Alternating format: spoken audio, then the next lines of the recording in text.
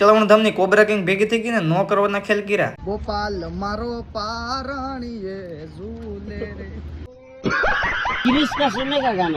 સવારના વેલા 5 વાગે મિનિલોક કર્યો શરૂ ને વિશાલ ભેતા આપડી હારે.